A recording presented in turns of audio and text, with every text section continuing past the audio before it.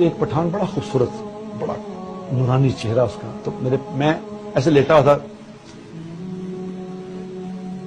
Carpet type تھا, carpet ہی کہہ سکتے ہیں اسے, ویسے صف سی تھی وہ, اس پہ لیٹا ہوا تھا.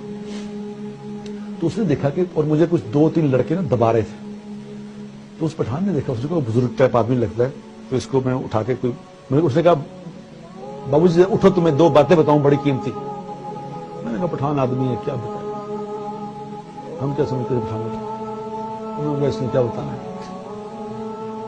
تو میں نے کہا یار لیٹے بتاؤ یار تم کیا بتانا ہے. تو اس کو بھی اس نے کہا, اس کو سمجھ گیا کہ یہ ذرا دماغی طور پہ اتنا ٹھیک نہیں ہے. اس نے کہا کہ بابو صاحب ایک بات تو یہ ہے کہ کبھی تھوڑے سے مزے کے لیے گناہ نہ کرنا, تھوڑے سے مزے کے لیے گناہ نہ کرنا, کیونکہ مزہ ختم ہو جائے گا, گناہ باقی رہ جائے گا. میں نے جب اس کی یہ بات سنی میں اٹھ کے بیٹھ گیا ایک دم. میں نے کہا پھر بتاؤ کیا کہا. اس نے کہا میں نے کہا تھوڑے سے مزے کے لیے کبھی گناہ نہ کرنا, مزہ ختم ہو جائے گا, گناہ تمہارے ساتھ چلے گا, تمہارے ساتھ چلے گا. مزہ تو کتنی دیر, گناہ کا مزہ کتنی دیر چلے گا, وہ ختم ہو جائے گا. پھر گناہ چلے گا تمہیں کہاں تک چلے گا, قبر میں تمہارے ساتھ جائے گا, حشر میں تمہارے ساتھ کھڑا ہوگا, جہنم میں چھوڑ کے آئے گا وہ مزہ.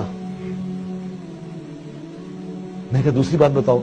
اس نے کہا بابو صاحب دوسری بات یہ ہے کہ کبھی تھوڑی سی مشقت کے خوف سے, کبھی تھوڑی سی مشقت کے خوف سے نیک عمل نہ چھوڑنا, کیونکہ مشقت ختم ہو جائے گی, عمل باقی رہ جائے گا, عمل تمہارے ساتھ چلے گا. رات کو کبھی اٹھنے کو دل نہ چاہے, نماز پہ تہجد پڑھنے کو دل نہ چاہے, تو یہ یاد کر لینا یہ مشقت ختم ہو جانی ہے, لیکن یہ عمل ساتھ چلے گا, قبر میں ساتھ کھڑا ہوگا, حشر میں ساتھ کھڑا ہوگا, جنت میں چھوڑ کے آئے گا.